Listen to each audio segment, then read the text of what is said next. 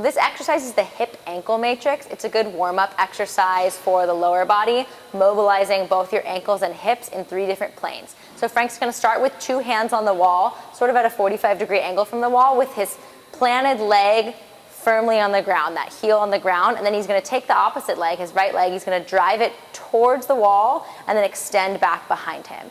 Drive towards the wall and extend behind him. So you can see his hips are coming with him, so he's getting a little bit of a hip flexor stretch in that standing leg, and then he's extending when he moves back. And then you can see his ankle moves a little bit as well. So his shin, there we go. His tibia is translating forward and backwards, and that's going to mobilize the hip first in the sagittal plane.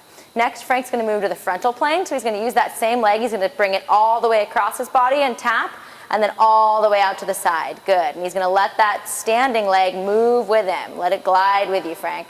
There we go. So he's getting a little bit of tibial translation there on the frontal plane, which is just going to help mobilize that ankle. And then again, he's mobilizing his hip now in the frontal plane.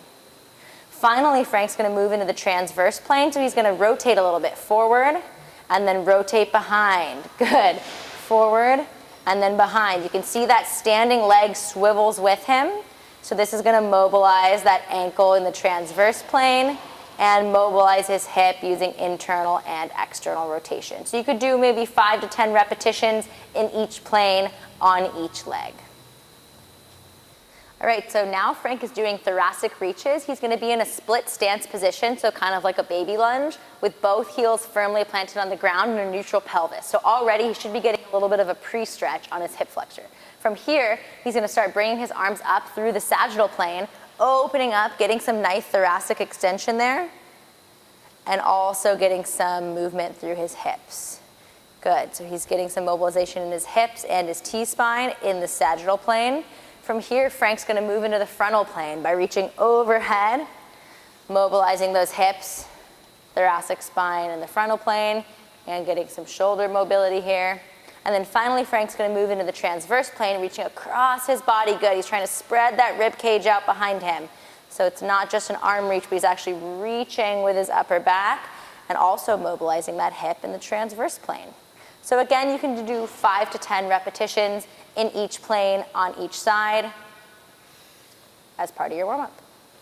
This movement is a hip hinge, and it's often a challenging movement for people to get in that it involves more hip flexion rather than knee flexion, and it moves a little bit more horizontally as opposed to vertically like a squat. So what Brandy's going to do is she's going to put one foot in front of the other, and then she's just going to meet that foot with her other leg, standing hip width or shoulder width distance apart. So she's about one of her foot lengths away from the wall. From here, she's going to act like she has a metal rod going from her sacrum all the way through the top of her head, and she's going to move like someone's pulling her hips back towards the wall. So she's going to pull, pull, pull, pull, pull, or she's going to push her hips back and then stand back up. And then she's going to do that again. Send those hips back. You can see her head moves along with her spine, so everything moves at the same time. She gets a nice soft bend in her knees, but most of the movement is occurring at her hips.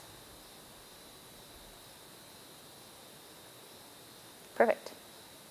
Brandy's going to demonstrate a body weight squat here. So to start, she's going to be in about a shoulder width distance stance with her feet either pointing straight forward or slightly externally rotated. From here, she's going to imagine that she's splitting the floor beneath her, like by trying to pull the floor apart. This is going to activate her glute med and help her knees track in a nice position. She's going to sit back as if she's sitting in a chair, and her spine's going to maintain neutral alignment. So you can see she sinks back, stands all the way back up into extension, and her knees track in line with her feet.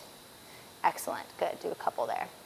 And you can see she's getting to just about parallel there, and this is going to differ for every individual depending on the anatomy of their hips, their ankles, etc. So while some people might be able to get all the way to 90 degrees, some people might be able to get further, some people might not be able to get that deep. So you're really just going to have to work with your client to figure it out, and you'll also be able to alter the foot position a little bit to see what works best for them. But you can see her hips go back first. That's the first movement. Her knees go out, and she maintains a nice neutral spine beautifully. And then from here, if your client has trouble with sinking their hips back, they do a quad dominant squat where they drive their weight very far over their knees. So you can use a bench to do what's called a box squat. So you can have them move in front of a bench or a chair about half a foot or so, and then you can use that box as a cue to get them to sit back into their squat. And you can alter the height by using different sized objects, boxes, medicine balls, etc., depending on the height and the mobility of your client. But this is a great starting movement to learn the squatting pattern. Perfect. This exercise is the lunge matrix. It involves a bodyweight lunge moving in multiple different planes and directions to help mobilize your client's hips in multiple different planes and to prepare them for movement in all different directions in daily life. So Kaylin's gonna move forward and do a front lunge first, moving towards 12 on the clock, and then come back center. She's gonna move out towards 2-ish, back center, big step out towards 3. She's gonna sink her hips back. Back towards 5, she's gonna externally rotate that back hip, and then towards 6, she's gonna step straight back and together. Scoot forward just a little bit, Kaylin, and do each one of those a little bit more slowly. So moving into 12, center, you can see she takes a nice big step towards 2, sinks back into that hip, big step out towards 3, both heels on the ground.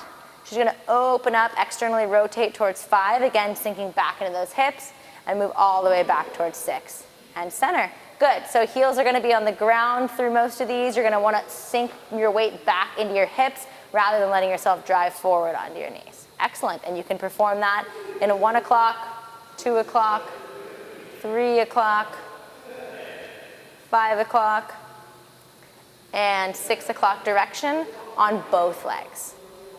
All right, so this is a plank position that Frank is in, and he's gonna move into a push-up from here. So actually, wait, pause. I'm gonna cue it first and then have you go down into it. Okay. I'm gonna, yeah. So I'll say, basically Frank's gonna do a push-up, and I'll say like his hands are slightly wider than shoulder width, framing his chest, got a straight line from his head to his heels, squeeze your glutes, and then from here you're gonna lower your body. When I say lower, then start going down. Okay. Okay, go, all right. Okay, Frank is modeling a push-up position. So the setup is really important here. You can see his hands are slightly wider than shoulder width distance apart. He's got a straight line from his heels all the way to his head. He's squeezing his glutes and quads to maintain that position, and he's framing his chest with his hands. From here, he's gonna lower down nice and slow with his arms going back at a 45-degree angle and then push back up. So rather than his arms flaring out towards 90, making a T position, he's making what looks like an arrow position as he goes down into the push-up. Go ahead and lower one more time, chin or looking straight down, and press back up. This is gonna be a challenging exercise for a lot of your clients, so Frank's also gonna demonstrate a modified push-up. This just involves coming down to the knees and then rolling slightly forward so you're on the lower quads rather than the knee joints themselves. And from here, this is just gonna shorten the lever. Are you sliding on the wood? There you go. This is just gonna shorten the lever, effectively lowering his body weight so he can still perform the push-up movement. Excellent. This is gonna be a TRX push-up, so Frank's gonna get in a modified plank position using the TRX with his hands holding onto the hard handles. He's got a nice neutral wrist. His hands are right in front of his shoulders, and he's up on the balls of his feet so that he can create a straight line from his heels all the way up to his head. From here, he's gonna lower down, keeping those elbows at a 45-degree angle, and stop once his elbows reach the back of his rib cage, and then push back up. Good, so you can see he's moving nice and controlled here, and he's doing a good job of keeping his core engaged to maintain his neutral spinal position. If you wanted to make this easier, Frank could walk his feet further away from the wall, so he was standing up a little bit taller. There we go. And that's just gonna reduce the load in this position. Excellent. While Frank's here, he's gonna show you a quick wall push-up. This is another option for clients that have trouble with the push-up. So he's gonna frame his chest again. He's gonna bring his hands just a little bit lower than shoulder height. He's gonna be up on the balls of his feet so he can create a nice straight line from his heels to his head, squeezing his glute and his core slightly to maintain that neutral spinal position. He's gonna lower down, elbows going to a 45-degree angle, and press that wall away. Perfect. Kaylin's demonstrating a TRX row here. So she's gonna start by holding onto the handles of the TRX and leaning away from it with her feet firmly planted on the ground, straight line from her heels to her head. From here, she's gonna engage the muscles between her shoulder blades and then pull herself up towards the TRX and lower back down nice and slow. Keeping a nice straight line the whole time. If Kaylin wanted to make this harder, she could walk her feet a little bit closer to the wall. So she's more horizontal. And if she wanted to make this easier, she could walk her feet further from the wall. So she's more vertical.